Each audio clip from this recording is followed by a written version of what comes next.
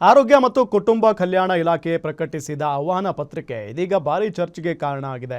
ಸರ್ಕಾರದ ಆಹ್ವಾನ ಪತ್ರಿಕೆ ಉರ್ದುವಿನಲ್ಲಿ ಪ್ರಕಟಿಸಿರುವುದು ತುಷ್ಟೀಕರಣ ರಾಜಕಾರಣ, ಓಲೈಕೆ ರಾಜಕಾರಣ ಅಂತ ಸರ್ಕಾರದ ವಿರುದ್ಧ ವಿಪಕ್ಷಗಳು ಮುಗಿಬಿದ್ದಿದ್ದಾವೆ. ಹಾಗಾದ್ರೆ ಈ ಎಡವಟ್ಟು ಮಾಡಿದ್ಯಾರು? ಈ ಬಗ್ಗೆ ಒಂದು ರಿಪೋರ್ಟ್ ಇಲ್ಲಿದೆ. ಉರ್ದುವಿನಲ್ಲಿ ಪ್ರಕಟವಾಯಿತು ಸರ್ಕಾರಿ ಆಹ್ವಾನ ಪತ್ರಿಕೆ. ಆರೋಗ್ಯ ಇಲಾಖೆ ಕಾರ್ಯಕ್ರಮದಲ್ಲಿ ಕನ್ನಡವೇ ಮಾಯ. ಆರೋಗ್ಯ ಸಚಿವ ದಿನೇಶ್ ಗುಂಡೂರಾವ್ ಉಡಾಫೆ ಉತ್ತರ. ಎಸ್, ರಾಜ್ಯ ಸರ್ಕಾರ ಎಡವಟ್ಟುಗಳ ಮೇಲೆ ಎಡವಟ್ಟುಗಳನ್ನ ಮಾಡಿಕೊಳ್ತಾನೆ ಇದೆ. ಇಂದು ಆರೋಗ್ಯ ಮತ್ತು ಕುಟುಂಬ ಕಲ್ಯಾಣ ಇಲಾಖೆಯು ಹಿಮೋಫೀಲಿಯಾ ರೋಗಿಗಳಿಗೆ ಚಿಕಿತ್ಸೆ ಹಾಗೂ 108 ಆಂಬ್ಯುಲೆನ್ಸ್ ಸೇವೆಗಳ ಲೋಕಾರ್ಪಣೆ ಕಾರ್ಯಕ್ರಮದ ಆಹ್ವಾನ ಪತ್ರಿಕೆಯನ್ನ ಉರ್ದುವಿನಲ್ಲಿ ಪ್ರಕಟಿಸಿರುವುದು ಚರ್ಚೆಗೆ ಗ್ರಾಸವಾಗಿದೆ.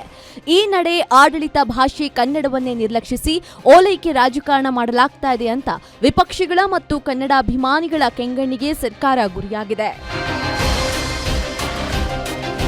ಇನ್ನು ಕರ್ನಾಟಕ ರಾಜ್ಯ ಅಧಿಕೃತ ಭಾಷಾ ಕಾಯ್ದೆಯ ಅನ್ವಯ ಸರ್ಕಾರವು ಆಹ್ವಾನ ಪತ್ರಿಕೆಗಳನ್ನು ಇಂಗ್ಲಿಷ್ ಮತ್ತು ಕನ್ನಡದಲ್ಲಿ ಪ್ರಕಟಿಸುವುದು ಶಿಷ್ಟಾಚಾರವಾಗಿದೆ. ಆದರೆ ಆರೋಗ್ಯ ಮತ್ತು ಕುಟುಂಬ ಕಲ್ಯಾಣ ಇಲಾಖೆಯು ಈ ಶಿಷ್ಟಾಚಾರವನ್ನು ಉಲ್ಲಂಘಿಸಿದೆ.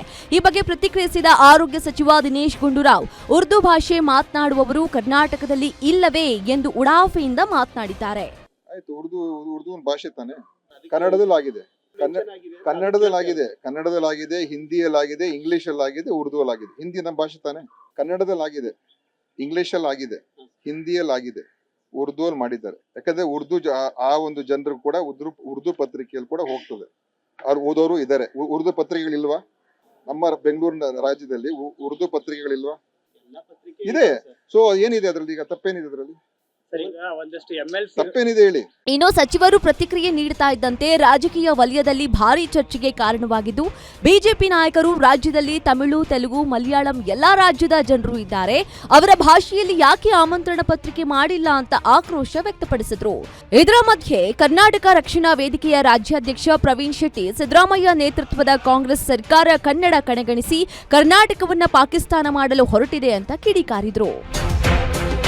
ಒಟ್ಟಾರೆ ಸರ್ಕಾರ ಆಡಳಿತ ಭಾಷೆ ಕನ್ನಡವನ್ನೇ ಮರೆತು ಬಿಟ್ಟಿದೆಯೇ ಅಥವಾ ಯಾವುದಾದ್ರೂ ಒಂದು ಸಮುದಾಯವನ್ನ ಓಲೈಸುವ ರಾಜಕಾರಣಕ್ಕೆ ಮುಂದಾಗಿದೆಯೇ ಎಂಬ ಪ್ರಶ್ನೆಗಳು ಸಾರ್ವಜನಿಕ ವಲಯದಲ್ಲಿ ಕೇಳಿ ಬರ್ತಾ ಇದೆ.